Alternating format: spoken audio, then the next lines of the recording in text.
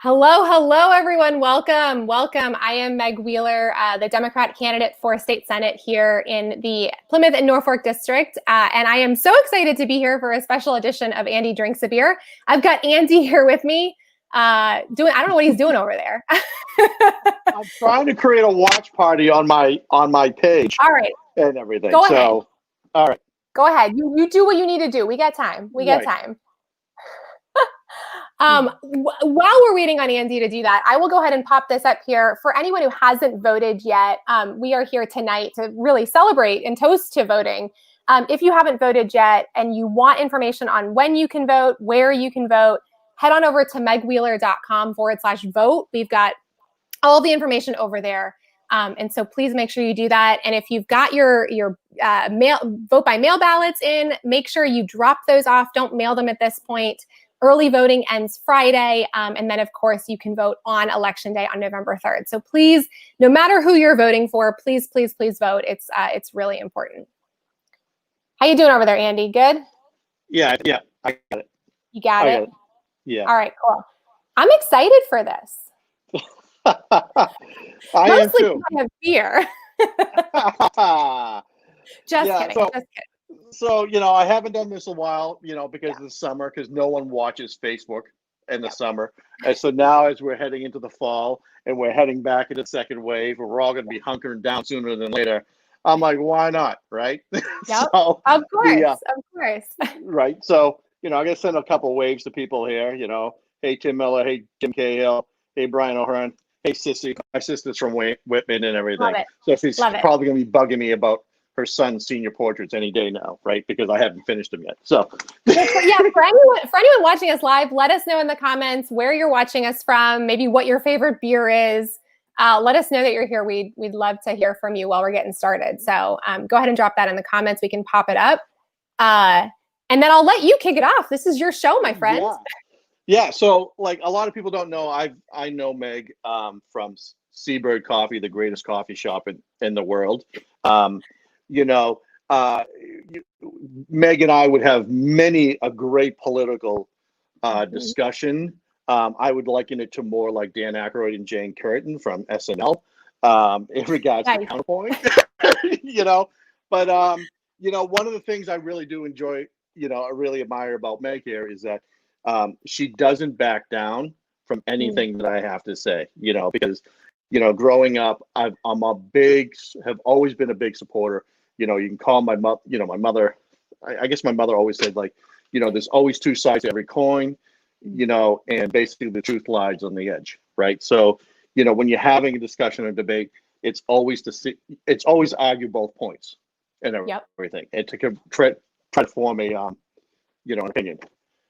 Yes, Sissy, yes, I'm very psychic in regards to knowing what you want me to do. And Mr. Cahill, I'm glad you had. Hey, and my mentor Stephanie Olson's online too. Steph's an amazing photographer out of Rockland and everything. I love it. We've got a good group. We got a good group. So, what we're going to do is that I figured, Meg, we'll do a flight in regards to the breweries from, the district that you're running in. I love it. Let's call up the lineup here, right? So we're going to go to the Magic Bridge. Oh, this is exciting. Exciting. While you're doing that, we can admire. I like your political dolls you've got out there. You got Obama and AOC. It looks like. And I do have Bernie. I do have LBG. I do have someone else that should not be named, but I was going to say all mine are over there. I didn't pull those over for this. Yeah, I mean, I'll get the villain. Let me get the villain. Oh boy. Now I got him started. Yeah, but part of this is that the live action figures and stuff. I was lucky to get my hands on one of these. Oh my goodness! Right, I was lucky to get my hands on one of these because Factory, the company that makes those live action dolls, all the Trump dolls, they only made a limited supply of them, and they donated all the money to the ACLU. And now they just found 3 way in the back, so they're raffling off 3 right now. So Tim Miller, how you doing? So anyway, Yeah, so let's talk about the lineup here we got going. I love it. So like these are all my. We got Joe here too. Beer and Politics, winning ticket. I like it, Joe. All right, go ahead. What's our lineup, Andy? All right. So the lineup is, coming in from Scituate hard is Untold with King Friday, in India Pale Ale. Let's move this back so everyone can kind of see this. What's going on here, right? Next up in the lineup, one of my favorites, Elusive IPA from Vitamin C, from those kids in Weymouth, right? And then, next up we have Invisible Airwaves from Stellwagen, another IPA. We're all doing IPAs, right? I love it. And so just being released tonight, pre-release, right? You can order it right now for Friday release. So we got it before anyone else. Is Barrel House Lee's Welcome Home New England Double IPA, right? I love it. That's the lineup, kids. And you know what, Andy? Before we start, we have a special guest. I gotta bring our special guest on here. I know you're gonna be excited about this. We got Mr. Steve Wheeler. Of course, now you can't see my face. Hold on. So Mr. Wheeler got the consolation beer. So that's good. Tell everyone what Mr. Wheeler's drinking. Well, I mean, Steve, she looks like she put you in the tiny chair. Right? So. Yeah. Well, I'll take it as long as I'm given this wonderful beer. That's great. Right. So Steve, you're drinking Down from the Mountain from Untold, right? I am. Yeah, saison. Right. And what do you think? I love it. It's fantastic. It. I perhaps gotten overwhelmed by the flurry of how many hops can we get in a beer. So I'm loving the saisons and just a little bit cleaner flavor for me at least.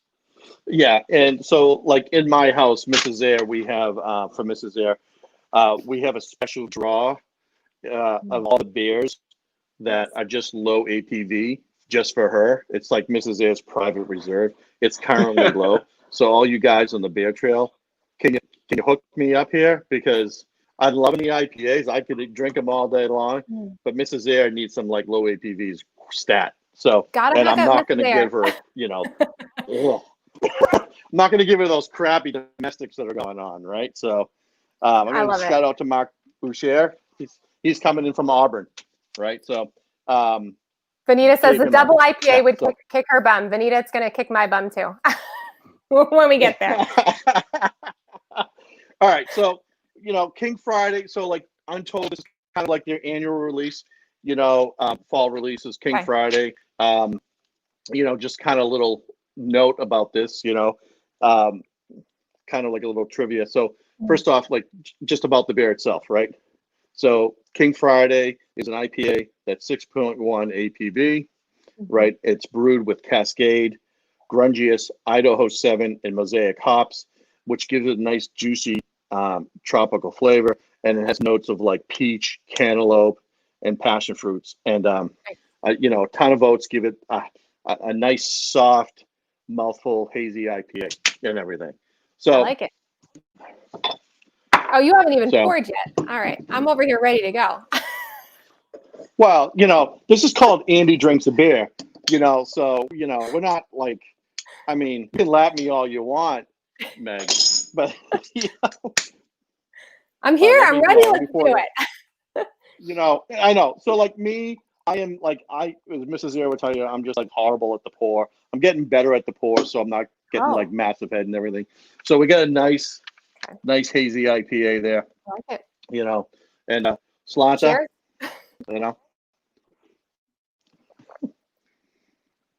Oh, I like that. That's just a nice, that's good. A nice, easy IPA. Mm-hmm. Nice, easy IPA. A lot of like citrus notes and everything. Yeah. And you can tell it has a lot of flavor, and I like that.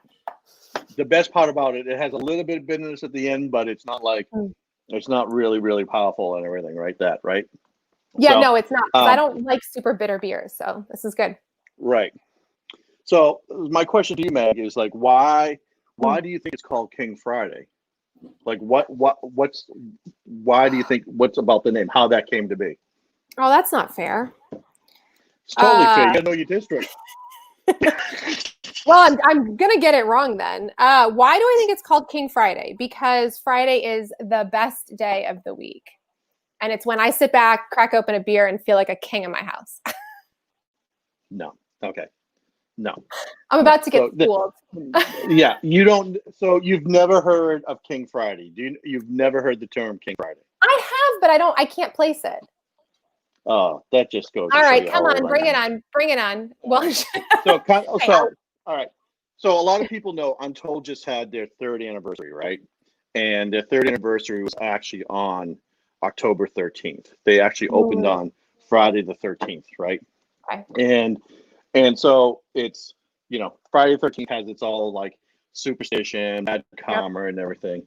And so what they do every annual year, they brew these special beers in honor, which I have one in here, Scary Tactic. Nice. Right, with a Mr. Voorhees on it. I like And they actually do, which is a double IPA. And they also do a Voorhees stout, right? Oh, okay. So the thing is that when they had their 6th anniversary, that also fell on a Friday the 13th. And so they heard a story that Mr. Rogers actually created the character King Friday the 13th to basically to reverse the negative mojo on that day and to make it less scary for the audience. It sounded familiar. Okay, yep. Yeah, so they, First of all, for the record, don't feel so old anymore because I did watch Mr. Rogers. So. Really? Did you watch Romper Room? No. No. Did you actually see Morgan Freeman on the Electric Company? No. No. No. Do you want a prize? You're older. Congratulations. Right? Did you Captain Kangaroo? No. Not really, no. Rex Trailer? Do you know who Rex Trailer is? I don't actually know. I mean, I know Captain Kangaroo. Oh my God, Rex Trailer is the best. I'll tell you from my generation what's coming back, which is horrifying to a lot of people, is Saved by the Bell. Pretty excited about that. Yeah, that's like my little brother who's like 13 years younger than me. He was like 38. There you go. Oh, there you 39. go. He's my people. Right. So so I'm gonna, open it up to anyone online. So and you got some questions too, Andy. So I'm gonna pop some questions up for you as well. All right. So Vienna's asking any good local non-alcoholic beers. Not really what he I don't know. Well, no, it's okay. So I don't know off the bat, honestly. But what I have been drinking a lot lately, because I've really been drinking, it's called this thing called hop tea, which is tea that's actually brewed from hops, and it is non-alcoholic. And I actually drink it at night because the one I drink with is actually also has chamomile in it, and so it kind of chills me out at the end of the night and everything. So Tim Miller is basically telling me that we need the hard-hitting journalists we have come to expect from you, which Chris would cancel. So I guess which Chris would Meg cancel? Oh, what do you mean? Which Chris would I cancel? So Tim, and can you explain that a little bit more? What in regards to which Chris are you talking about? I need some details. We got some good comments. Chris Diorio's watching. Joe's Chris, watching. how are you? I think Joe's making fun of you. That's okay, Joe. I mean, I'm just a middle-aged guy in a basement drinking beer. So, cool. And I wish Joe, you could come over and have. I got a lot of good beer lately. So, I got a lot of good beer. This is working out in my favor. Varun would like to remind everyone that Saved by the Bell without Screech because he's, no longer allowed to be in show business anymore. So yes, that's correct. Oh, okay. So Tim is asking you. Which Chris would you cancel? Pratt, Hemsworth, Evans, or Pine? Oh, this is not fair because I always confuse them. Which is the one who's like a really hardcore Trump Republican? Definitely cancel him first. Forget which Okay. one that is. All right. So I'll rephrase it so you can, Okay. some more of your generation, right? Star-Lord, Thor, Captain America, or Yeah. Captain Kirk. Yeah, but seriously, which one's the hardcore Republican? If I choose him. So of those four, my favorite. Well, Hemsworth is Australian. My favorites are Captain America and Thor. Right. So I think I don't know if Star-Lord's I the one who's been like in trouble lately. I think he's yeah. All right. Well, That's a good question. I think the biggest, Huh. yeah. Hard I hitting think the bigger question, and this, yeah, I think the big one, which is recently on the discussion board, which really hasn't been resolved, is Madonna or Lady Gaga. Oh, Who's better? That's not fair because I feel like, I grew up with Madonna. So, that's like Lady Gaga is awesome. But Madonna's like my generation. These are tough questions. Can we talk about like climate change or abortion access? We'll get there. We'll get there. But I think this is stuff, I think people are getting a little fatigued about some of these things. We need, these are questions people really want to know in their candidates, right? I I hear you. It's Madonna or Lady Gaga.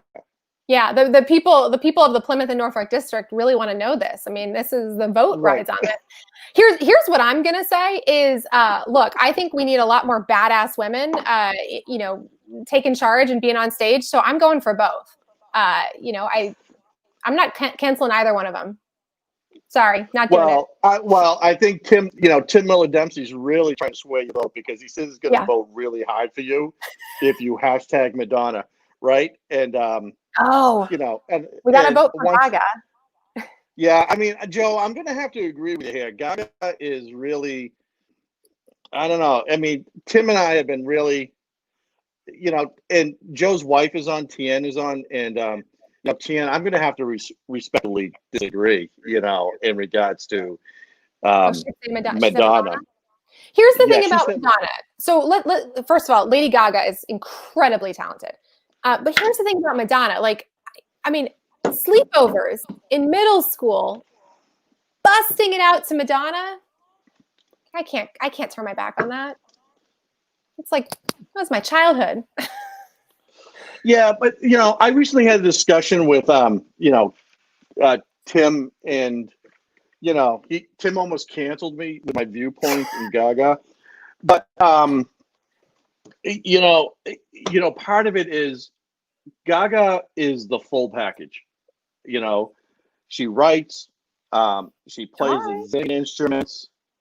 Okay. And Madonna, she doesn't write anything. She buys all her music. Yeah, that's fair. But she for so many girls, she was like, she taught girls to be confident about their bodies and who they are and expressing themselves. And that's important. But I think Lady Gaga is doing that too. So I think they both have a place. So just saying. And Tim has just said that, Meg, you just made him gayer. I didn't know that was possible, Tim. On another note, I completely disagree with Chris, who says Zach Morris is evil. That's false. I married him, and he is fabulous. So shush, Chris. And Tien says you're a badass woman. Thanks. So where are you on the first one here? Oh, I've been done for a while. Oh my God. All right. So they don't let me drink a lot during the campaign, so I'm really excited for tonight. All right. So the next one. Yeah, tell us about the next one. The next one is this is actually my favorite. One of my favorites is and like I hate the fact that we got you're only allotted like 2 or 3, basically how many they have made that week and everything. But it's the Elusive IPA from Vitamin C. Now, Vitamin C, I believe, is going on their 2nd anniversary. Oh, nice! Happy anniversary. Yeah, which is in February, and so the person who owns one of the owners, Dino Finari, he actually is from Hull. So Okay. here's another owner within the district, and obviously his breweries, Weymouth and everything. But so just to give you a little notes about Elusive, it's generously hopped with Citra, Simcoe, and Mosaic, and it's like having like a glass of orange juice.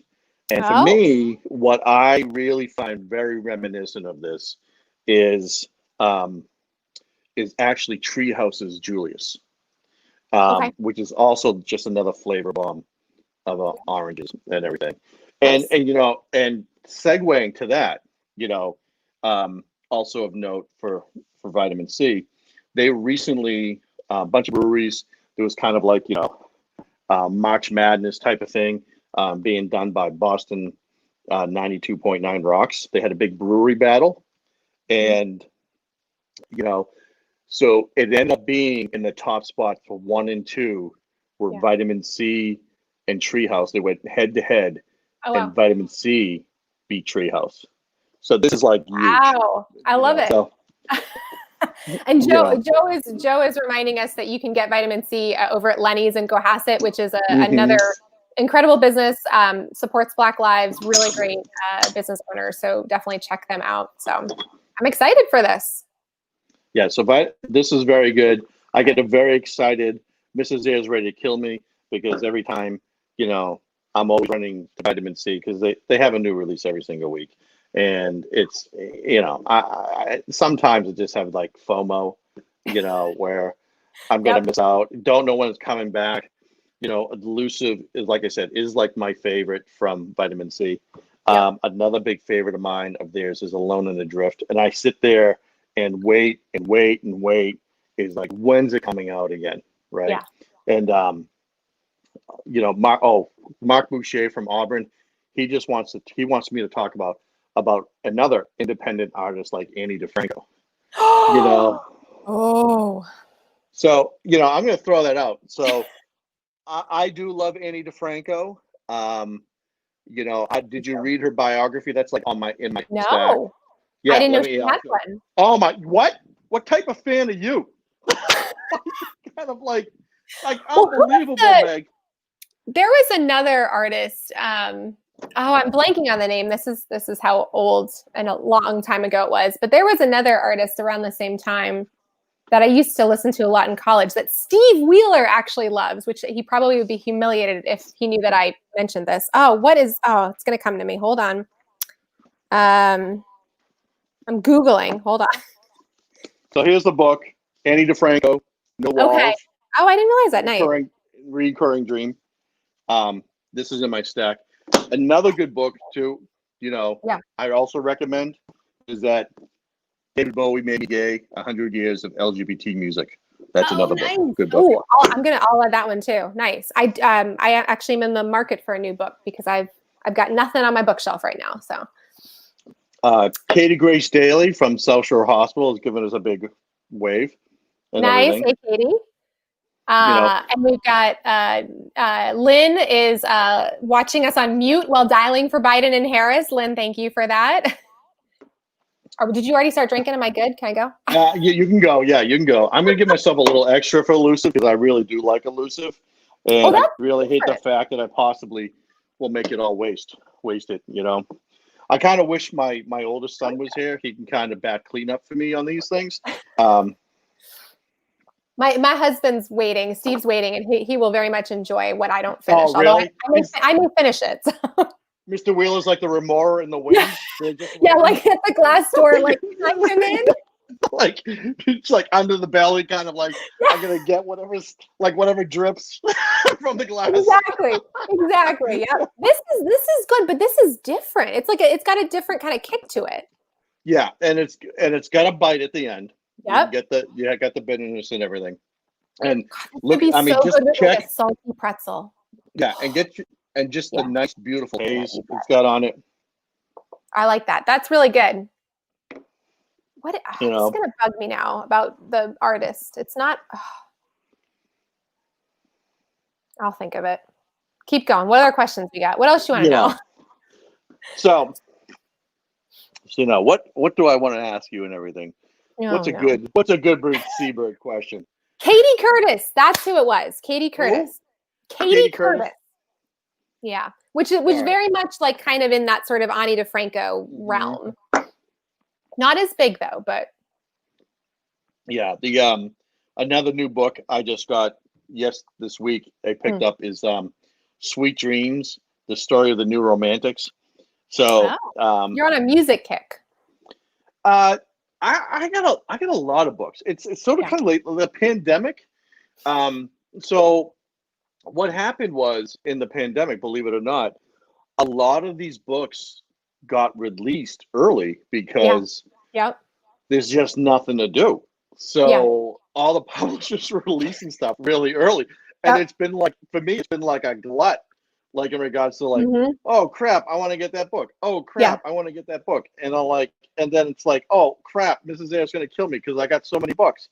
And but I mean, it's a book. I mean, do you know what the new romantic era was? No, I don't. So the new romantics was like, that's like Duran Duran, ABC, Adam and the Ants, Spandau Ballet. It was like a segment of time of music in the 80s that everyone was just doing, and then it just died. Yeah. And everything. This is the problem. I was born in the 80s, so. Right. So Katie just wants to let you know, if you think that I like music, you should see him Francisize. I do want you to know that Katie Grace Daly actually does a master Francisize class on Hingham Bathing Beach Saturday morning at 7. Stop! What? Oh, that's awesome! Wow. All right, I'm checking that out. I love it. But so this is really good. This is good. I like that you're reading. See, I don't read fun books. Like I read very serious books about like policy and stuff. Although I did just read what the heck's his name on I love him on SNL Weekend Update. Colin Jost. I just read his book. My son just read his book. Yeah, my son just read that book. Hilarious. So if you need like a funny book, that's a good book. Right.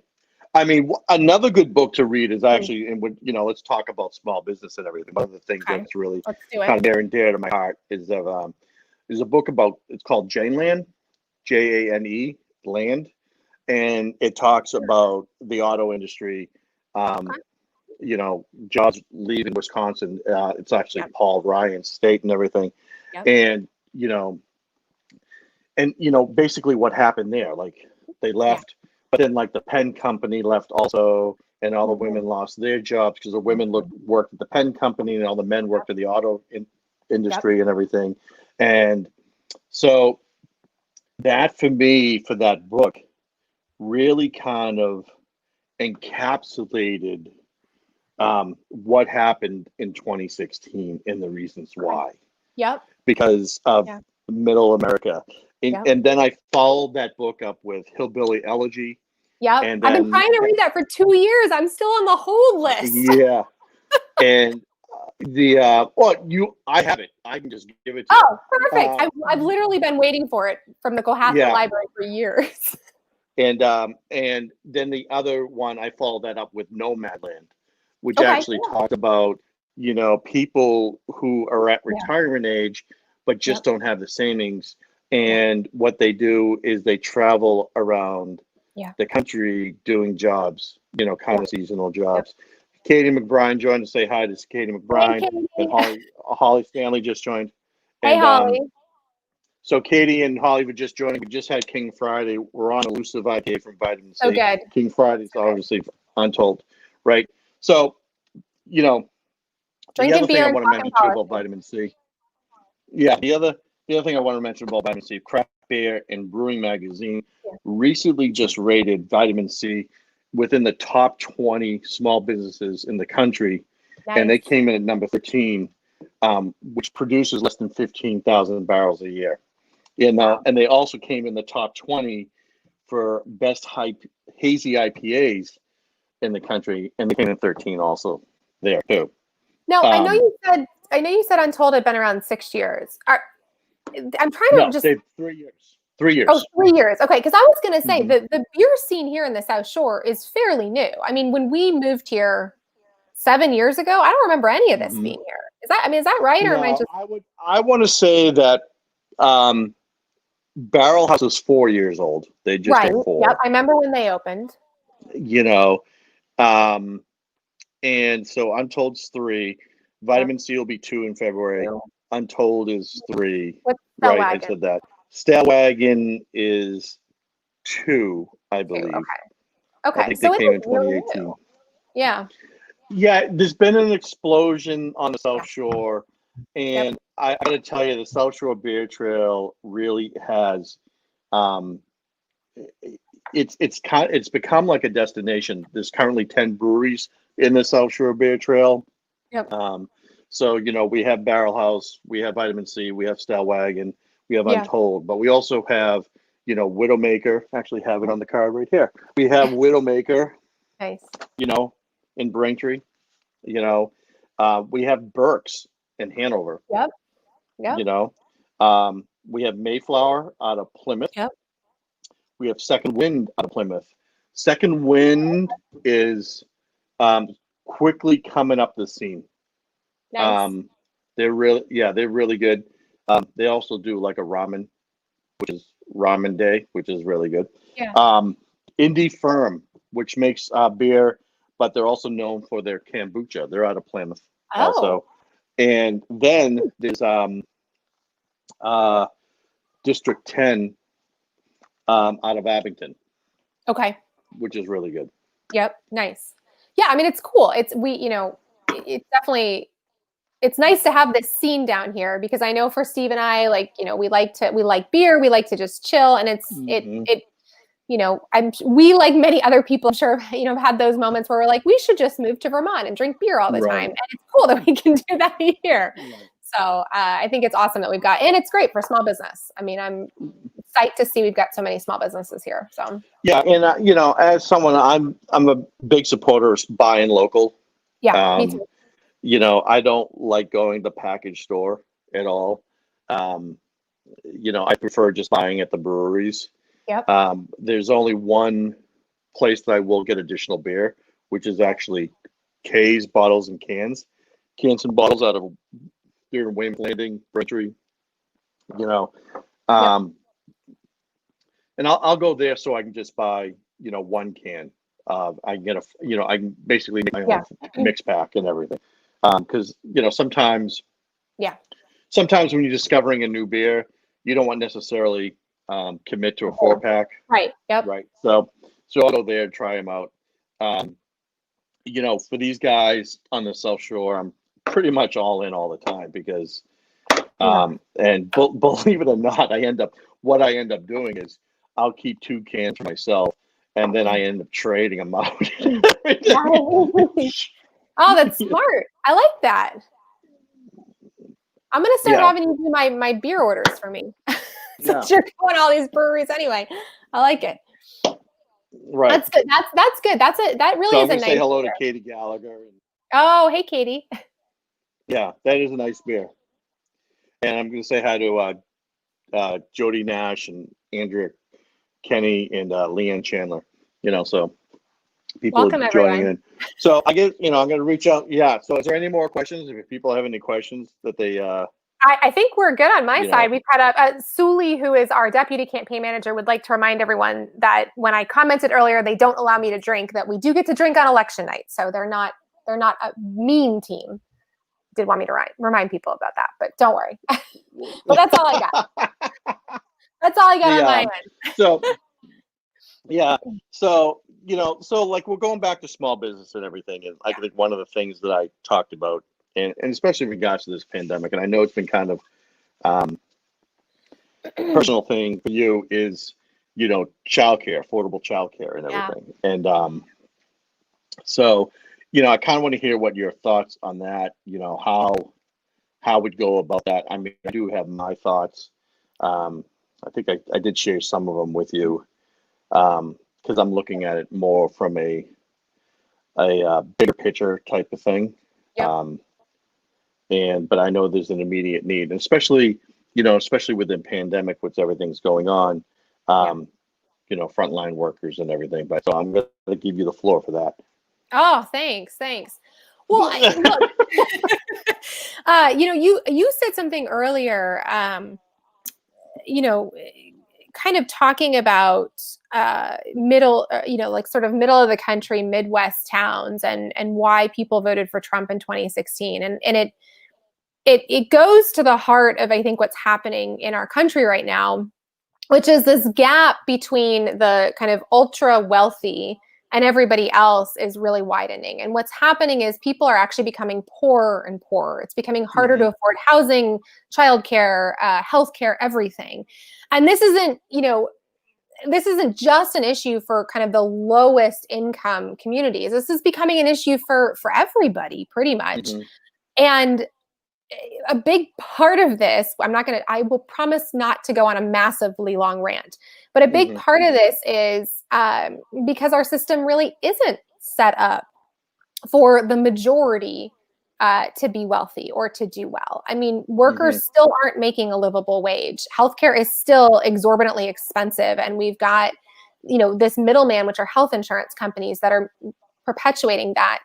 So for me, when I look at this, my biggest focus is economic equality and equity. And if we can solve that, or at least tackle it, and we need to certainly do it through a racial lens. We need to do it through a gender lens. There, some considerations there. But if we can tackle economic inequality, then we end up with a vastly different society that benefits most people, not a few people.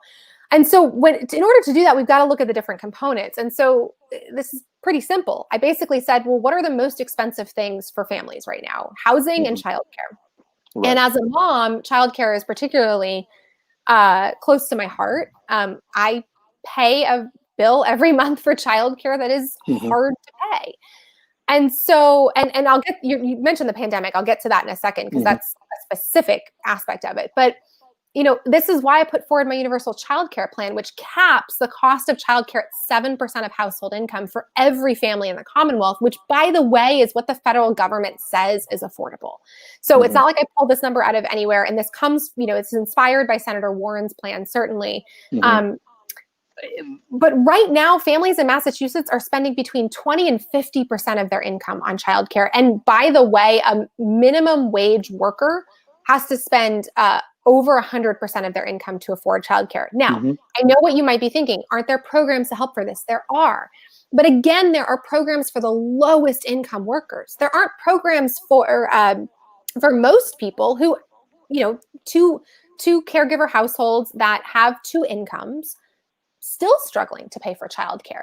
So that's why this plan is so critical. And it does three things. Number one, it caps childcare at 7% of household income, and it will be free for many people. And one of the ways we do that is actually ensuring that we have this whole network of childcare centers. So it's actually partnering with businesses. This is how we help businesses. By really helping support them. Number two, it brings free full-day kindergarten to every town in this district. Right now, we only have it in, so 5 of the 8 towns don't have it. So we only have it in 3 towns right now. 86% of the Commonwealth has free full-day kindergarten. We are one of the worst districts for this. And the third thing it does is it actually ensures a livable wage for childcare workers. So right now, childcare workers are paid basically minimum wage or just a little bit more. Compare that to a kindergarten teacher who's paid about $40 an hour. 40% of childcare workers are actually on some kind of benefits from the state because they cannot afford housing or food or whatever it may be. So this is a massive problem. And you talked about the pandemic. You know, this is a challenge, right? But look, why now we obviously have our essential workers, right? And we need them working. We need our nurses and our doctors and our police and our fire working. But we also have a lot of people who are working because they can't afford not to work. And this is where we need the state and the federal government. This is not just on the state to actually come in and provide people with the financial resources so that, frankly, we can all stay the hell home. Those of us who can, and shut this virus down now so that we're not. I mean, I just heard today the Boston Marathon in April is canceled because the reality is we are in this for a lot longer because too many people can't stay home. They can't afford to. You know, the eviction moratorium ended. People have to go to work to pay for their homes. So without going on too much of a rant, I'll stop there. But that's why this is so important to me. And that's why we've got to look at this thing. We've got to look at big systemic change. We've got to stop with this BS, fixing little things here and there. If we do not address the big systemic problems, I think we're going to lose the middle class and we're going to end up in a society where a very small portion at the top controls the majority of the wealth, which is already the case, but it's going to get worse. And the rest of us are just working until we die to be able to survive. Right. So, you know, I kind of see it in a different way. And I know I mentioned this before, and this is why I kind of brought up Jane Land, you know, and I brought up Nomad Land and everything. And, you know, one of the things for me and everything that the pandemic has really revealed is how much families rely on schools for childcare, but more importantly, you know, how fragile the family unit is. And so if you kind of using the 1918 model, using that as the model, what's the major difference? You had one parent at home, and you had one parent working and everything. And that one wage was able to sustain, you know, a family of, you know, we'll call it 3 children. You're right. Sure. You know, back at that time, you know, you'd have 4, 5, and 6, right? Yeah, absolutely. Right. So, and I know my grandmother had 6 children, you know, and she stayed home and my grandfather worked and everything. And, you know, right. And, but the other thing is too, you could have a job as, you know, we'll just say like a regular retail job and be able to own a house. Right. Or 100%. Be able to afford an apartment. So, you know, a lot of these things for me anyway are showing that, you know, you talk about that 7% cap in regards to income, in regards to things, but, you know, and I'll have discussions with quite a few people in regards to rent control, in regards to what's the percentage of income that really could be affordable rent and everything. You know, I noticed online, Facebook online, you know, a woman within the last week and going through the message boards, you know, looking for a 1-bedroom apartment for $1,500 in the area, and she just can't find it. You know, and that for me, that's really a shame because, I said this to someone and, you know, they got really upset with me because I just said, it just comes down to plain greed in a lot of ways, right? 100%. And right. And because I'm just sort of kind of simplifying, right? I'm saying that's basically what it is, right? And because if you continue this trap where in order to have a family, you need to have 2 people working. You know, and then you're just going to continue down that hole, and very few people are fortunate to do that. And especially in the inner city, I look at the inner cities, you know, in regards to the new term of luxury apartment, right? Because they put a stainless steel, you know, refrigerator in, or a stainless steel stovetop, right? You know, instead of just doing a base model, you know, why does someone need that? You know, I look at Providence, Rhode Island, where they go into the old Providence arcade, and you know, they make micro apartments for $500, and you know, and you have people that you know, commuting from, say, New Jersey to work in Rhode Island, and they stay there for the week, and and then go home, and that really should mean happen. So that's like, for me, for Massachusetts, one of my biggest things is like, is really kind of looking like at the whole thing, making just life affordable, because it's not sustainable. And I look at my kids, when they graduate college, are they going to be able to buy a house? Yep. Are they going to be able to? Are they going to be able to afford to rent? I mean, like, and they're going to have to get a really good paying job. And I know kids that who graduate Hingham High School and they can't even live in Hingham anymore, right? And that's the same thing with Cohasset, right? They can't even live in Cohasset anymore, and stuff. Well, and I think you hit the nail on the head too about the pandemic, which is that our kids and our families rely so much on schools for childcare, for food, and that's a problem. Like, that's a huge issue. So let's think about this cycle, right? If I made enough that I could save money and I wasn't stressed about paying my bills when a pandemic hits, then I wouldn't have to worry about childcare. And I'd be able to afford food for my child, even if I didn't have a paycheck coming in.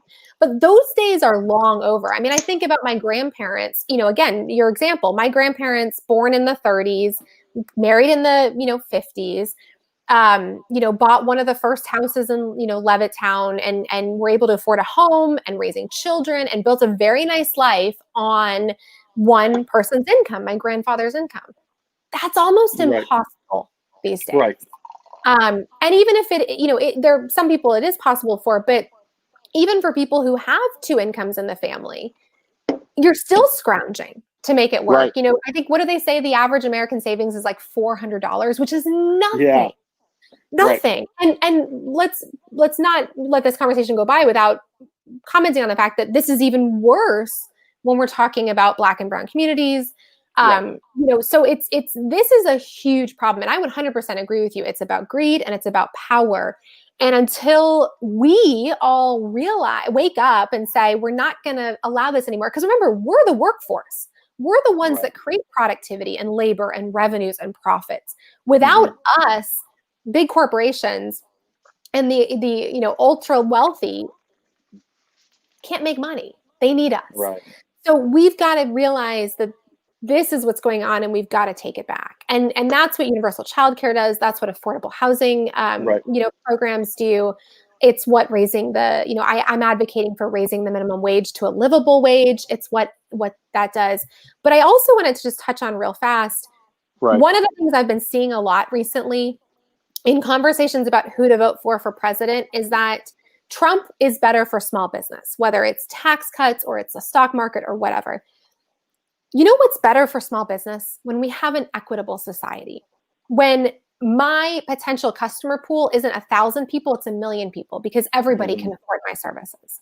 So we've got to look more long-term and stop saying, I'm going to vote for this person or that person because they're going to give me tax cuts or they're going to give me this. And think about how our society as a whole is working. And I can promise you with every bone in my body that the system we have right now will not sustain. This is not sustainable. Families cannot afford to live. It's getting worse. Housing. And you brought up housing. In the past 40 years, incomes have gone up a little over 30%. Housing has gone up 132%. And it's not slowing down. So that's what we've got to address. And we've got to address it at every level of government because this is a crisis and we're running out of time. Right. And I'm just going to add that caveat in regards to, you're talking about Trump and, small business and everything. And I mean, so what do you say to the small business owner? Because 70% of small business owners are owned by a single person. Yep. I'm one of them. And so, right. So, I mean, so like, what do you say in regards to, I haven't read Biden's policy at all yet, but I do. They have talked about increasing taxes and stuff. And what do you say? What do you say to that? Because I mean, as a small business owner, that's going to be kind of scary. That like, okay, if you're a small business owner and you're not voting for Trump, who's, you know, promoting small business. You know, that's potentially could be a hard carrot to give up, right? I mean, here's what, yeah, go ahead, please. Yeah, and like for me, like you know, we all know that I'm not a big fan of that guy, but Voldemort. But I have many friends who are, and and I totally respect them, and that's their decision, and I don't have any fault. But it's but a lot of those friends also too are, they're small business owners too. So I hear you. That's. And Joe wanted to point out that college is going up 2 to 3 times inflation as well. And Joe's absolutely right. I mean, everything is rising so much more than incomes are. Here's how I would answer that. First of all, know that I am a small business owner. So I feel these pains and I understand where we're all coming from. I think that in any election, this year, any other year, we need to be looking for candidates who understand policy and understand the implications of policy and aren't just going to throw out zingers like I'll lower your taxes or I'll do this or whatever. Right. And the reason I say that, I got a great question from a future constituent the other day, which was, you talk about raising the minimum wage to a livable wage, which, by the way, MIT has determined is $17 an hour. So that's my proposal. They're like, sounds great, but I'm a small business owner. I'm worried about that. Totally get it. If you tell me tomorrow I've got to increase my business expenses immediately, I'm going to be a little stressed too. But here's what I would say is you've got to look long term and you've got to look at the bigger picture. So let's take the minimum wage as an example. Studies have shown time and time again that when we raise the minimum wage up to what is effectively a livable wage, that small businesses aren't negatively affected over time, that they're actually helped. Why? Because more people have money in their pocket, more people can afford housing and childcare and go out and buy things and invest and all of that. And there's less reliance on social services from the government. However, because I understand policy and because when I look at policy, I look at every possible aspect of it. When I've put forward my proposal to raise the minimum wage, it's not just, hey, let's bump it up to $17 an hour and call it a day. It's, hey, let's recognize the impact this is going to have on small businesses in the short term while we're waiting for those long-term economic effects to happen. And so that's why in that case, I've proposed what is essentially a tax credit, 100% at the beginning, phases out over 3 to 5 years, so that small businesses have time to they pay it right away, but basically they don't feel the effect for a few years. And by then, the economic impacts have already started to come into play. So that's actually what I would say is don't just listen to the talking points of politicians. Don't just listen to the headlines. Actually dig in. You talked about the Biden tax cuts. Biden's not proposing to raise taxes on anyone who makes under $400,000. Now, I get that there are some people out there who are sitting there thinking, well, someday I want to make over $400,000, so I'm worried about this. But you know what? You're not going to make over $400,000 if you don't vote for elected officials who are not going to fight for you to have affordable housing and childcare and education and healthcare you can afford. So stop worrying about what's going to happen down the road and worry about right now how you can get more money into your pocket, because we spend so much time thinking about tax cuts or tax increases instead of looking at the bigger picture. I would pay 90% in tax if I had housing and education and healthcare. You know what I mean? Like it's you can't look at one thing in a vacuum. You've got to look at the whole package. Right. So I hate to interrupt you there, but we are moving on to Airwaves. Yeah, we're on a roll. So because I'm out. So we're moving on to Visible Airwaves, which is from Stellwagen. Stellwagen is from Marshfield.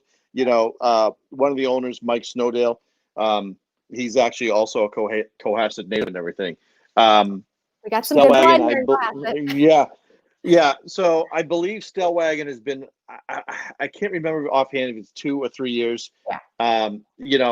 They're on Enterprise Drive in Marshfield. Airwaves is one of my favorite. That's one of their flagships. They just dropped a new run of Airwaves today, so you can actually get Airwaves right now, fresh batch. So I highly recommend order it.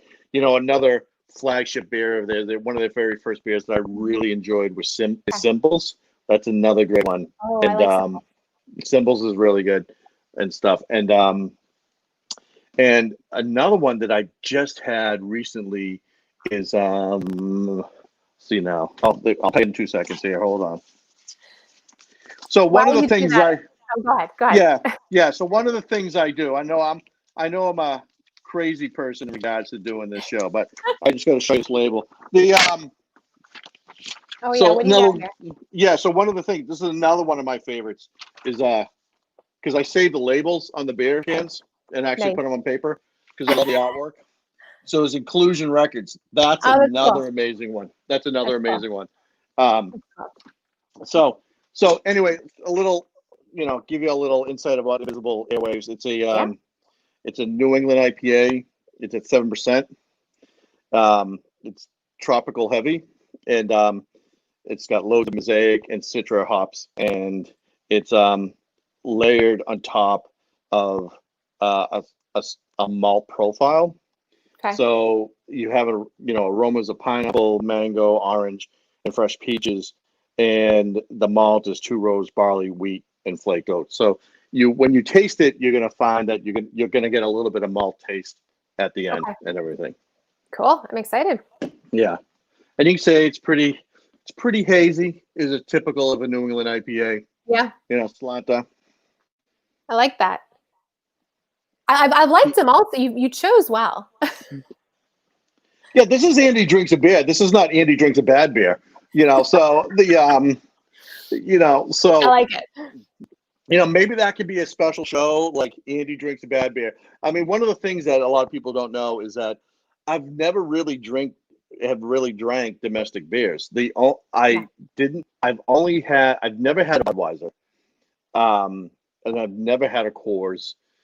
I had a Bud Light last year because someone dared me to taste it, and it's awful. It was like it was like piss, to tell you the truth. If you're voting for me, you love Bud Light. I'm sorry.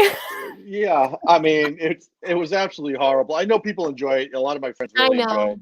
I know. But I think mainly because I've always been my first beer. The first time I had a beer was the night I met my wife, and I was almost 24, and it was Sam Adams. Oh. So it's always been kind of like a craft beer type of thing. I love it. So yes, Flanta, this is very good. And Lynn's commented here, not in our district, but she's a fan of the Framing Hammer Barrel Aged. Framing Hammer. Yeah. Framing Hammer. Yeah, is that in Framingham? I'm assuming so. I'm assuming so. And then Joe's got it. Joe, go ahead. No, go ahead. No, yeah, I was gonna say what a brewery I really love, and Mrs. Ayer and I went to that I really enjoy is Jack Abbey. I was gonna ask what you thought of. Yep. And I really do. So excited to hear about Megan Beer. Joe's got a question, and it's to me, but I'm going to put it to you too. We both have to answer. Okay. All right. Any thoughts on question 2 on the ballot, which is ranked choice voting for anyone who's asking? And I am 100% in support of ranked choice voting. I think it's going to make our elections more fair. It's a simple process that really enables us to ensure that our elected officials get at least 50% of the vote. And I think it's a really look at the MA 4th, the congressional district race, 12 something people ran.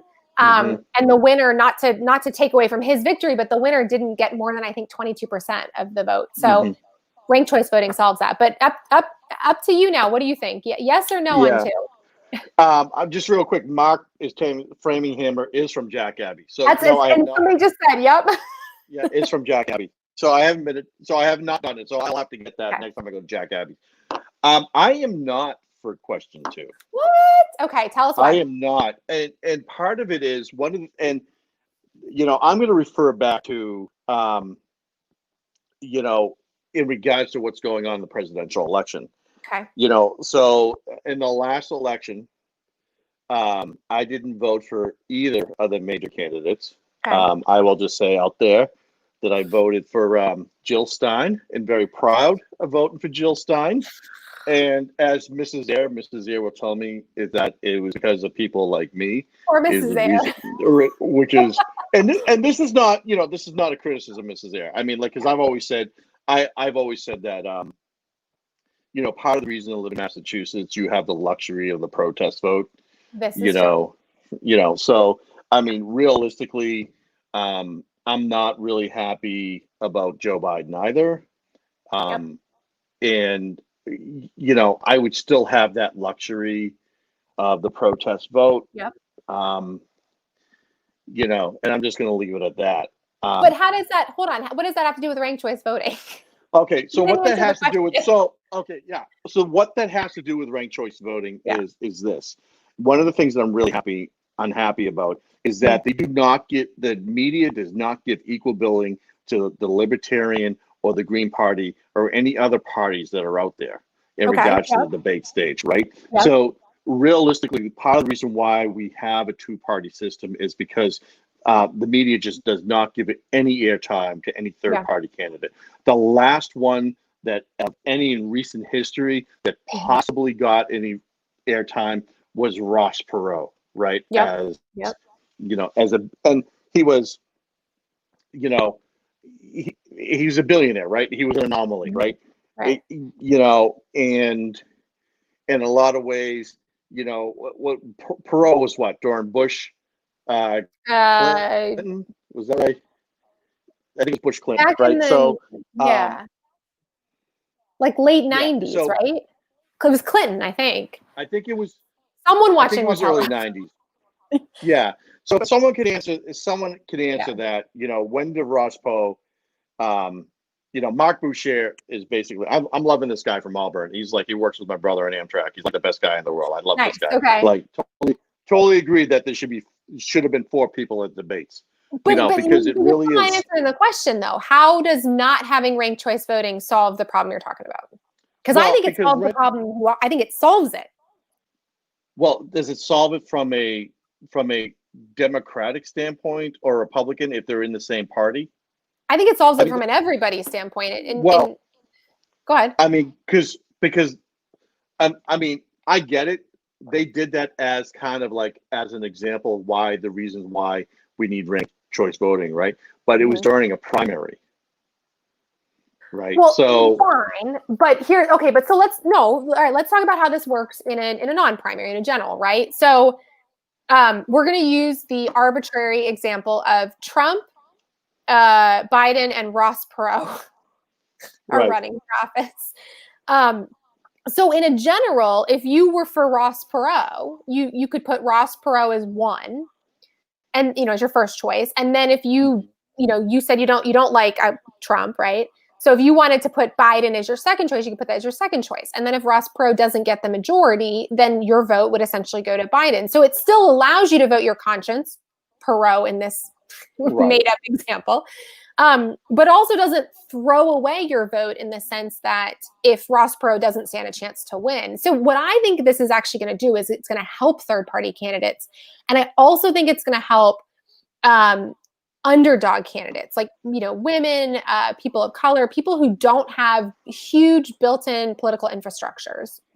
Because if I'm Biden, right, I'm running in the race, I need to make sure that I appease the Perot voters too, because I want to make damn sure that I'm their second choice. And so what you actually end up doing is I think you end up putting more focus on these third-party issues and conversations than you would otherwise, because it brings them into play. They're part of the, Lynn says Perot is 92. Perot was 92. So it was Bush Clinton. It was Bush Clinton. Yeah. So, right. And so in that particular case, during that, what happened is that Perot took the Bush votes. Yep. Right. Because he siphoned off of the Bush votes, right? Generally, the Green Party candidates generally take off Democratic votes, or even Libertarian candidates take off Democratic votes, right? Yeah. So, I think that works in a primary. I don't think it works. It's like for someone like me, I would, if I had a third choice, I would not have voted in the other ones. I would not put them in the second choice. So You we'll don't use have to. right, but I think a lot of people would, right? Because in regards to what happened in September during the primary, that Yeah. was part of the Democratic primary, and that they were using that as an example. And I didn't really feel that was an effective example. If they had done it if they all had just made up their own parties, and then it went to the regular state election on the third, then it would have been more impactful of a statement, right? I don't know about you, but the fact that the winner of the Democratic primary, and most likely the winner of the general in that particular district, only got 23% of the vote. That's and again, I'm not trying to knock him personally. Like, this is not about him, but that's pretty damn impactful to me. It's the fact that the person who's going to be the next U.S. representative of that district only got not even a quarter of the vote of the district. Now, we don't know what it would have been had we had ranked choice voting. Maybe he would have gotten over 50%, but that's pretty impactful to me, because I want to make sure that the person who wins is the person who gets a majority of the vote. And I hear you on the concerns, but the way I look at it is, right now, the way our current system exists, third parties don't stand a chance. I think they stand a better chance with ranked choice voting. So why not support it? Let's get it going. And then let's maybe figure out if there are some kinks we've got to work out.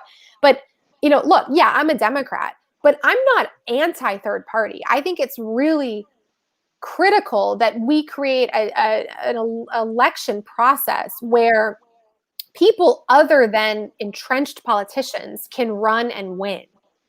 And I don't care what party they're from. I care about their values. So to me, that's what ranked choice voting does. But I guess my pushback then is, in this election, if the media had actually wait a minute, Joe is saying, taking the Perot example, one could argue Clinton would have not won in 92.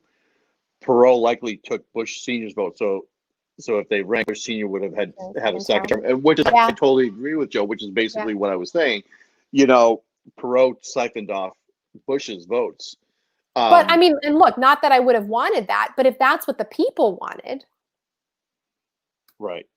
I mean, but I think honestly, in regards to this current national election, that you have heard nothing about the Libertarian candidate or the Green Party candidate. I don't even know who it is. That's why exactly. Who is it? No, seriously, it's a serious question. So, do you know? I looked it up I believe it's Walker for the Libertarian. I haven't looked up the Green Party, but part of the reason why I believe, anyway, in my opinion, that they have not given them any airtime because they know that it would siphon off the Democratic vote this time. I'm sure that's probably right. And I mean, look, I think, I think there's I have a lot of respect for the media, and I have a lot of respect for journalism. And frankly, I think the last 4 years have been particularly challenging for anyone in the media. Because there's just so much, right? And I'm not saying they've done everything right, but there's just so much. But I do think the question of how politicians and candidates are covered in the media is an important question. And to bring this even a little more local, my opponent is the incumbent, right? So he's able, by virtue of his current position, to get media coverage that I can't get because he can do it through doing his job. Right. And that, that's an imbalance there, right? So I completely agree with you from a media perspective that there is a lot we need to work on to make our elections fairer in that sense. But I still contend that ranked choice voting would get us closer to where we want to be, not further away. But that's what we can agree to disagree. It's okay. Right. And my no incumbent rules. So I do, which basically means that you might invite me back for a beer, but you're not going to vote for me in 2 years. Well, it all depends. So like I did have a bit of conundrum when it came to Mrs. Ayer, because Mrs. Ayer, as for those who don't know, is a school committee member, and she ran for re-election, and it was a really big, hard thing for me. Really wasn't a hard thing for me. You better watch it. This is live. No, it really wasn't it, but it is. It did really kind of.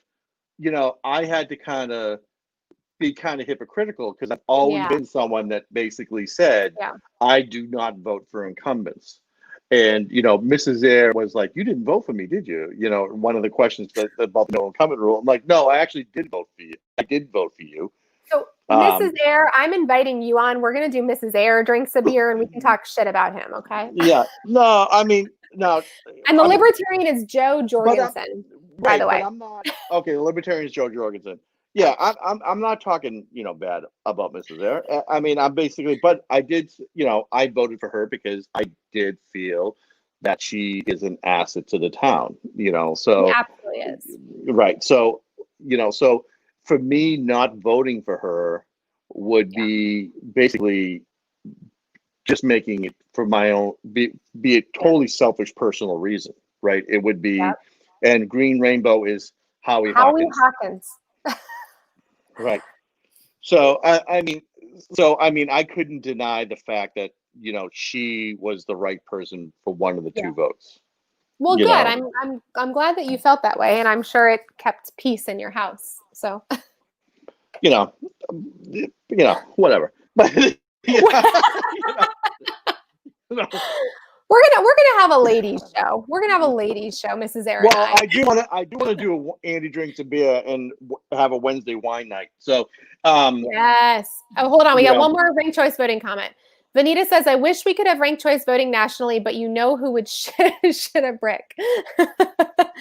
Well, anyway, I agree, Vanita. I agree. McConnell. We'll save voting suppression for another night. Right. All right, so now we're moving on to number 4. We're moving on to Barrel House. I mean, I do always have a special place in my heart for these guys. I noticed you saved the double for last. Well, I saved the double because it's the highest APV. Yeah, no, I got that. Right. So we went from lowest APV to highest APV, right? So. Oh yeah. So like I said, this is a pre-release, so it's they couldn't. It gets dumped on Friday, so we have it before Friday. So it's available, right? So it's available for pre-order. This is the 4th in the series for Barrel House V for their New England IPAs. It's the first double IPA in the series, and it's called Welcome Home. Love the art. I'm as everyone knows, I'm a big fan. This is done by Cutlip. He's local. Nice. So you're probably familiar a little bit with this design. Cutlip also did the design up on La Delotte, on the wall in La Delotte in Hull. That's a Cutlip. Oh yeah. So nice. So I'm very, I love that. Mark Boucher is agreeing fully about term limits, no matter what the public office, so.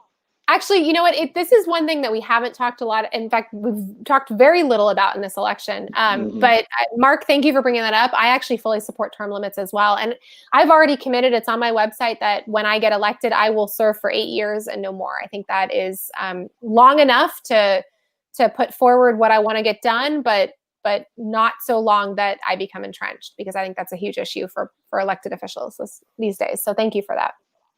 So this is, like I said, Barrel House Z, Welcome Home, New England Dibba. It's 7.5 APV. Barrel House is in Weymouth. The owner, Russ Heisner, he's a Hingham kid, right? Yeah. But a lot of people don't know that Russ was also the first brewer for Harpoon. So. Oh, I didn't know that. Yeah, Russ is. Yeah, so so he's no slouch to the game, right? So, so this, like I said, is the first double IPA in the series. It's dry hopped with Vic Secret. Vic Secret's a hop from Australia, and Zebro, and it's going to have a nice aroma of apricot and orange zest and a hint of mint. And the notes you should taste is stone fruit, a citrusette, and a hint of tropical and coconut, which you get from the hops. It's got a like a subtle, but it's got a kick to it. Yeah. But it's subtle. I like it. So it's really good. I like the name too. Welcome Home. That's nice. Yeah. So like I said, this is the 4th in the series. It's the first DIPA. All of them have sold out quickly because they're limited runs. Yep. So if you want to try this, I honestly would order this. The first New England IPA for them sold out within 48 hours. Wow. You know, and like, So good. and one of these things I do is that anytime I buy Barrel House is that or get Barrel House is that I just hand them to people, you know, to try it out and stuff. They, you know, they started doing something different when they first started 4 years ago. They were aging a lot, the majority of their beers in different barrels. You know, a favorite of mine and Mrs. Ayer was actually kind of funny, which is really great, is they have a Pilsner called Sunny in 75, which is a summer release. They bring it back. But when it first came out, they had 4 variations, one done in a rum barrel, one done in a Chardonnay barrel, one done in a tequila barrel, and I believe the other one was a bourbon barrel. I could be wrong about that, but my favorite was the tequila barrel, and Mrs. Ayer's favorite was the Chardonnay barrel. I think I'm with Mrs. Ayer on that one. Yeah. Oh, Joe's accepting beer handouts if you're offering. Joe, if you want to come down after the show, if you want me to, I can do a beer bunny run and drop off a 4-pack for you. You know, so I love it. So this is really good. It's good. So the kind of things like I was telling you. So like, so things about Barrel Housey. Recently, Barrel Housey. Recently, Hop Culture magazine named Barrel House as the Fest Beer Best Non-Pumpkin Fall Beer for 2020. Right. To that point, though, another one that sold out like that from Barrel Housey, which was Pumpkin Jack Flash, which was a spiced amber ale. I hate pumpkin beer. Yeah, but it wasn't pumpkin. It was just spiced ale. It was so good. And the art on the can was amazing. It was just an amazing ale. And I remember I'm not greedy when there's something's going fast. I only get a 4-pack, and then I hand out 3 of them and to share it out with people and stuff. So also yesterday, I told you this earlier off camera, but I'll tell you now. Barrel House was honored at the 5th annual Manufacturer Award Ceremony, which legislators nominate to manufacturers who produce and promote making it in Massachusetts. Congratulations, that's awesome. Right. So, they got that because they donated beer to Dirty Water Distillery to make hand sanitizer. They partnered with Katzer Brothers to help sell produce boxes. They also helped other local restaurants that needed help by generating revenue by creating beer meal kits. And they also helped coordinate between local restaurants and South Shore Hospital to provide meals to frontline workers and everything. So, and I just want to stop you there for a second, because I will say the one good thing, if anything good has come out of this year, is how much our communities have stood up for each other. And I've been so impressed, Barrel House Z and just other businesses, Seabird here in Cohasset and Lenny's and so many others. And even, at the beginning of the year when this thing first hit, and you and I have a bunch of friends in the coffee shop industry, and I was talking to them, and they were stressed. So I set up the South Shore tip jar, which basically people would donate, and then we'd essentially distribute tips to people. I mean, people were so generous. So I just feel like we need to stop and recognize the fact that there has been so much generosity this year, and businesses have really stepped up, even when we know that it's tough for them to do so. And I'm very grateful to live in this community and grateful to every single one of you who've done that. So I'm glad you mentioned them, and I'm glad for every business that has been a part of getting us through this year. Yeah, and all 4 of these breweries have basically done a lot during the pandemic and charitable. Just a couple of weeks ago,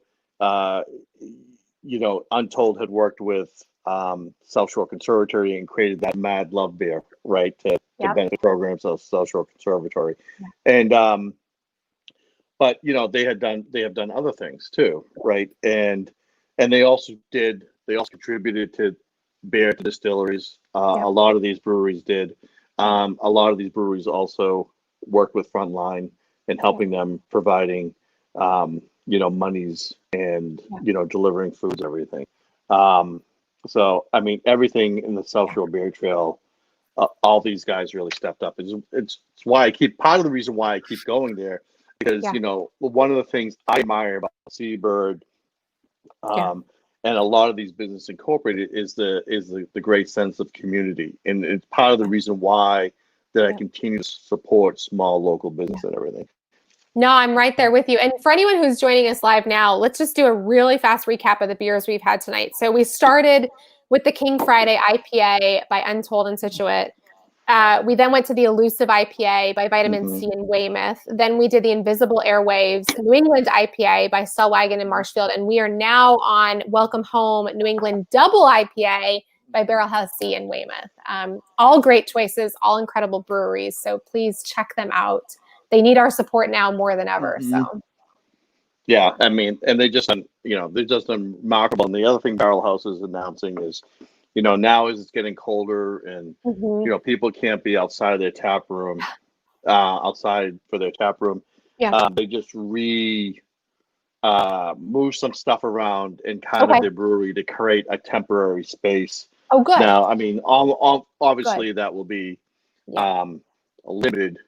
A lot of these tap rooms are, you have X amount of time to be in there and everything. So, and they're going to continue, selling cans out of Organics and everything. So, well, and I don't know if you got the memo, but we're bringing blankets and heaters to the porch of Seabird this winter so that we can keep the community going. So nobody tell Brian.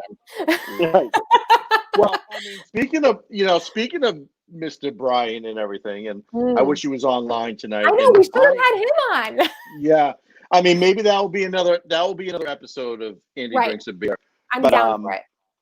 But I mean, a lot of people have seen in the Hingham Anchor, which is a local blog in Hingham for a hyper local news source and everything. But Brian is opening La Carlos Tacos.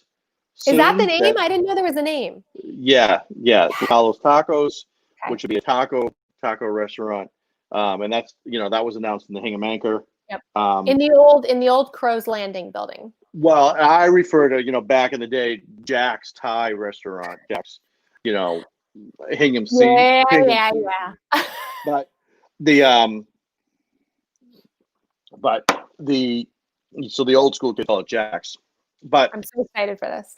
Yeah, but I am so excited because, like I said, Brian, you and I both know Brian really well, and Brian has done amazing things in Cohasset Village in regards to building community, and he's another guy that really fosters supporting local businesses and buying from local businesses, more locally sourced, and that's what he's doing, and he's talking about bringing some of these breweries in house. I know he's been talking about that. So, and honestly, on that note too, like I know everybody's struggling. I know this is a tough year, but the more you can shop local, I mean, something Andy and I both really believe in.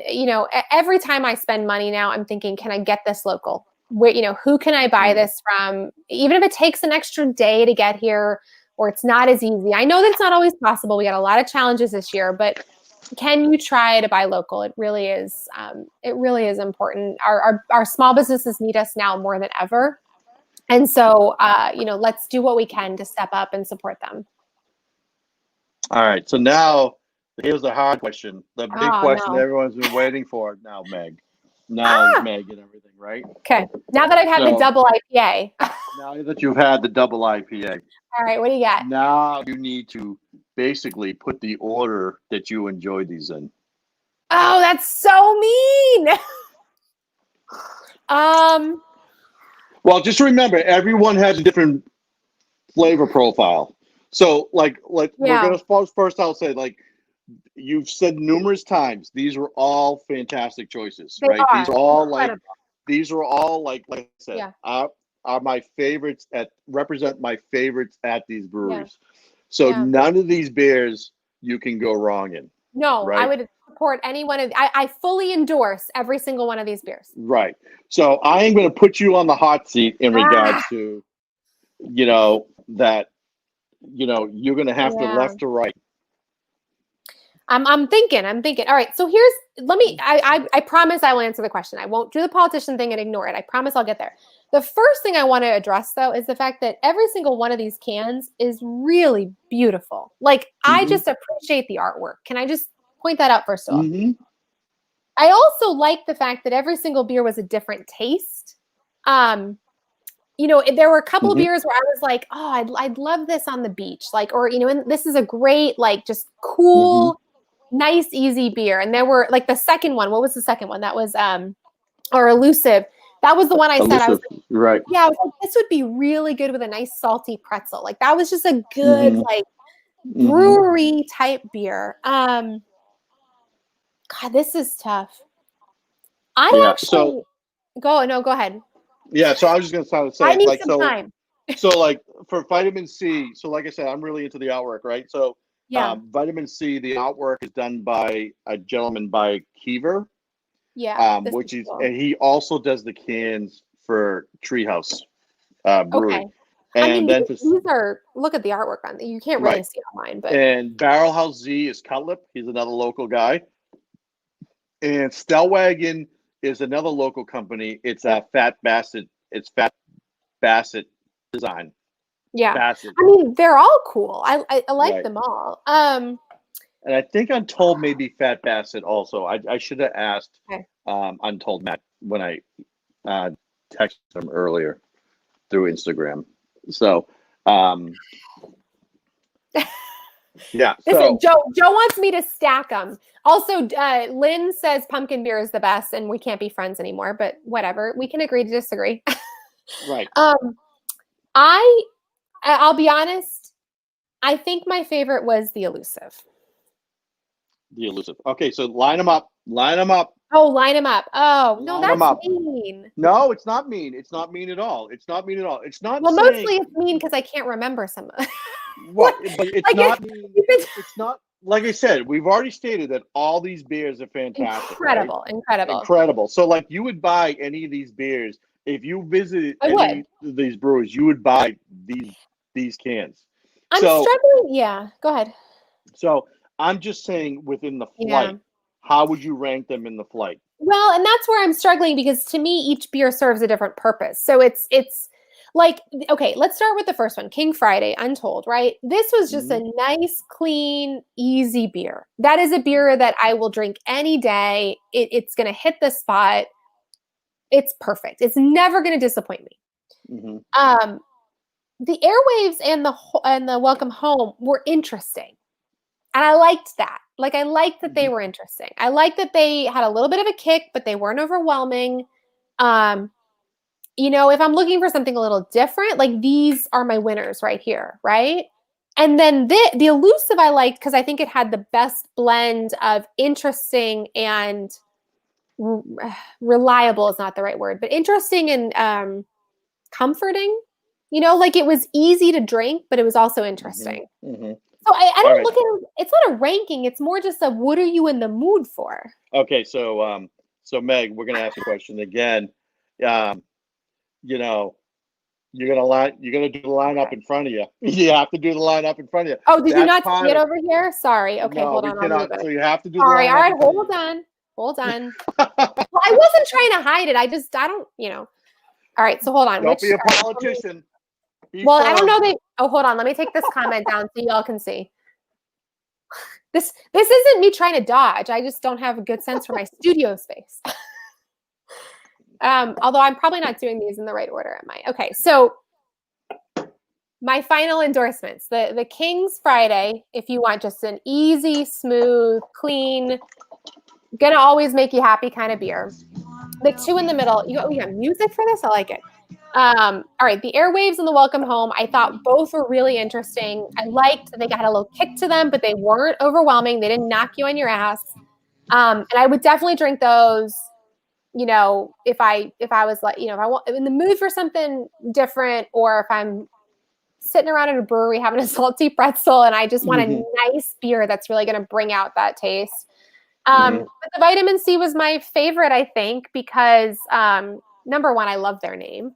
Number two, I love their artwork. But number three, it was a nice blend of interesting and also, if I'm not in the mood for interesting, it wasn't, you know, it was comforting. Right. It's a weird word for beer, but I don't. That was your favorite, actually, wasn't it? I'm remembering this now. Well, that's my favorite at vitamin C. Oh, at vitamin C. Okay, gotcha. That's my favorite at vitamin C. You know, so. What do people watching like the best? Have people watching tried these or no? I guess not the Welcome Home, because, you know, only we got to try that. Right. So I'm going to ask, so let's throw that out there. What are folks who have had these beers, other than the Welcome Home, which just gets released tonight, what is your favorite? Let's put it out there. Out of these, if you've been to these four breweries, what is your favorite from each brewery? And as you pointed out, we've got a few extra breweries in the district that we didn't taste today. So I put local beers in the comment, but and while we're waiting for that, I will do my one pitch of the night, which is first of all, to thank everyone who supported our campaign, both in your time and your money. And I do want to point out, y'all, I am so incredibly proud, because we are less than $500 away from hitting our entire fundraising goal for this entire campaign. So this is my one pitch. If you're willing to support us, head to megwheeler.com/2020. Seriously, any amount helps and makes a huge impact. And I am so incredibly grateful to everyone who's donated. And I cannot believe we are only $500 away from hitting that goal. So I know we're going to get there tonight. No question it's going to happen. But with your help, we've gotten here. Okay, so Joe says Vitamin C Brewing. My favorite is T-shirt from Vitamin C Brewing. That's actually really good. Yep, so that's that one. Janelle says Vitamin C. Oh, okay, all right. So I chose well, but to be clear, these are all awesome. I want to make that super clear. I would honestly buy any one of these any night. So just to let people know, you know, in regards to Barrel House has also started doing hard seltzers. And, you know, one of the things that I really have enjoyed about their hard seltzers, now people think of White Claws and everything, and like, oh, it's that. They've taken a different spin, whereas they are doing it as more cocktail based. So the seltzers are more, so like I just had one that was a Blueberry Mule, which is vodka based, obviously. Vanita's catching up. She wants to know what the other options are. Vanita, we're just talking about local beers. What are your favorite local beers? So, Stellwagen, Barrel, House Z, Vitamin C, Untold, or whatever. Vanita's up in the city, so if Vanita wants to give us a city beer, we can do that. So Vanita, if you want to give us what is your favorite local beer that you enjoy? And Joe says, good luck, Meg, polling and voting for you, Joe. Thank you very much. I'm very, very grateful for that. And thanks for being here tonight, for drinking with us. So they always have that joke about the politician you'd want to go out for a beer with. Well, here you go. All right. So Janelle says Trillium. Go ahead. Oh, yeah, go ahead. Oh, yeah, go ahead. So what's for some reason my computer froze and now I can't get it up. Oh, boy, hold on. Oh, there we go. So Janelle says Trillium. Yep. Fan of Trillium. Yep. Vanita says, I am uncool and I haven't tried those, but I will. We got another vote from Janelle. Look at this, Andy. You're getting me votes. I love it. I appreciate it. Vanita's also on the pumpkin beer train. I don't like that. Yeah, I mean, the pumpkin beer train is like kind of like, it really has, for me, it's got to have the cinnamon rim, right? So, I mean, you know, so, you know, I'm not necessarily, Trillium is really great. I mean, thanks, Sarah. Trillium Vitamin C, Trillium and Vitamin C did an amazing collaboration over the summer called Channel the Charge. And, and that was amazing. That I was fortunate to get to both sides of that, and so it was really good. Um, Couple votes for Shipyard here. yeah, Shipyard's a good pumpkin beer. Vanita says with the rim. She's with you on With that. the rim. Yeah. I just believe it or not, I just had with my son. My son really enjoyed it. I just did more of as a novelty, which is Yingling came out with a Hershey Porter. Oh. Okay, now what do you think of Yingling normally? Well, because Mrs. Ayer's from the Philly area. Is she? Yeah. I am too. So All right. Original. yeah, so back in the day, we used to, because Yingling didn't distribute up here because Sam Adams was touting themselves as the oldest brewery in the country, but really, it's really Yingling. And now Yingling's able to distribute. So back in the day when Mrs. Ayer and I were first married, our early years, we were bootlegging Yingling back to the Massachusetts for people to have. I've actually done that too. I've brought Yingling back in my suitcase before, so I'm with you on that. Yeah, like my father, I was like literally at the top of the block of my father-in-law's house was with a big package distributor, and we would get cases of Yingling to bring back to people. But I don't love Yingling. It's okay. Like, it's I would bring it for other people, but yeah. Yeah, it's like it's kind of like a. Lynn's on board for Yingling from Greater Philly. Yeah, it's kind of like a step up from Rolling Rock, right? Yeah, so I would agree with that. Oh, Vanita says Yingling loves Trump. So I appreciate Vanita's attempt to merge political with beer. Thank you, Vanita. Right. You are very on brand for the show. It is delicious, though. But we've got Vanita also says she loves Bantam cider. Are you a cider fan? I'm not a cider fan. I am a cider fan. Okay. Like early when I first started, Andy Drinks a Beer. If you remember, because you won that gift certificate from Lookout Farm. I still haven't used that. Right. Well, we had done ciders from Lookout Farm. Oh, okay. Okay. Yeah, this Lookout Farm's another great brewery in Natick. I call them lawn mowing beers. They're very low APVs, but their ciders are amazing. I mean, right? I mean, if you're an apple orchard, you better have damn good ciders, right? Because 100%. Right. So I mean, if their ciders sucked, then there'd be a problem. But their ciders are really great. And I like this. Another good brewery that I really loved recently, which is actually in Barrie, is Stone Cow Brewery, and they have amazing barbecue, and they do music on the weekends and everything, and it's absolutely beautiful. Perfect. So I would highly recommend this weekend you and Mr. Wheeler take your child and go visit Stone Cow for barbecue and beer.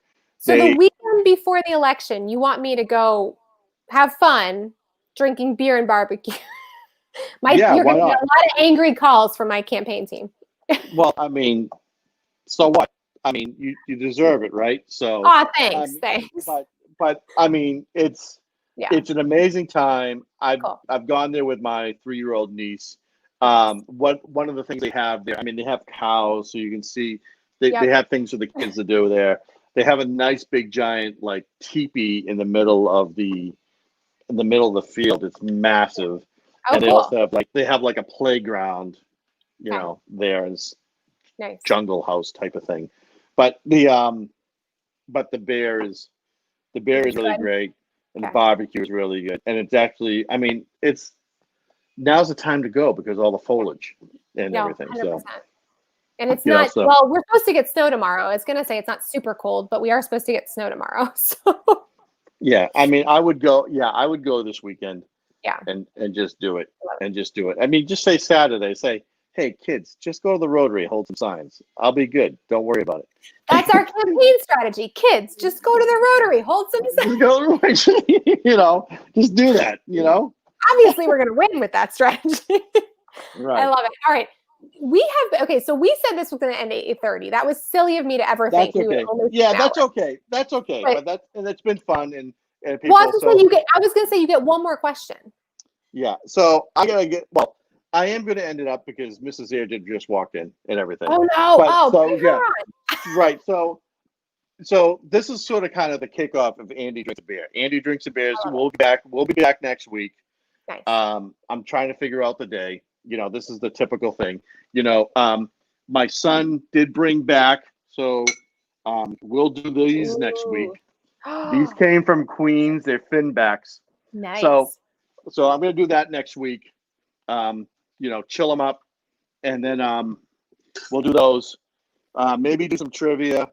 Who knows? Maybe I'll have another guest on. You never know, right? Because it's Andy Drinks a Beer. It's whatever he damn well pleases, right? So so typical Andy Drinks a Beer. We're gonna head out with some music. So last question for you, Meg, is all-time favorite movie and why? Shawshank Redemption. Because it is the perfect combination of hope, sadness, and justice. That's pretty dark. That's what I'm going with. That's a pretty dark movie. That is a pretty dark movie. I like a good prison movie. Not something that's uplifting. I want a dark prison, whatever. Yeah, I do. That's who I am. It's got a nice mix of policy, criminal justice issues. Yeah. Okay. I think that's right. Spur of the moment questions. You get what you get. All right. Does anyone else have a question online? I was going to say last chance to ask questions. Everyone, just as a reminder, please vote. Go to megwheeler.com/vote. Even if you're not voting for me, we've got voting information on that page for every town in the district. So please go there. And just as a reminder, head to megwheeler.com/2020. We are like less than $500 away from hitting our goal. We want to hit it tonight so that our team can just focus on getting out the vote the next 5 days. Andy, seriously, thank you so much for this. Thank you for the beer. This was awesome. I would have done this anyway. This was a blast. Right. But I hope everyone watching had some fun. I'm excited and honored to kick off Andy Drinks a Beer with you. Hopefully you'll have me back on, win or lose. Right, I will. And then so just to remind everyone, all these beers right now are available right now, except for Elusive. You never know when it comes back, right? Hence why it's Elusive. But the King Friday is available at Untold. They just really, also Scare Tactics. They also have one Sweet Concoction, which is a collaboration between Lamplighter out of Cambridge, which has like honey ale. Airwaves, fresh batch today, just released. Stellwagen, get that. And then, order this now. Not going to be around long. Is the Welcome Home for Barrel House on Friday. So it's typical Andy Drinks a Beer. We always kick off in regards to, a music on the way out. So I'm going to say adios, and we're going to kick it off with Every Breaking Wave by U2. So good night, everyone. Good night. See ya.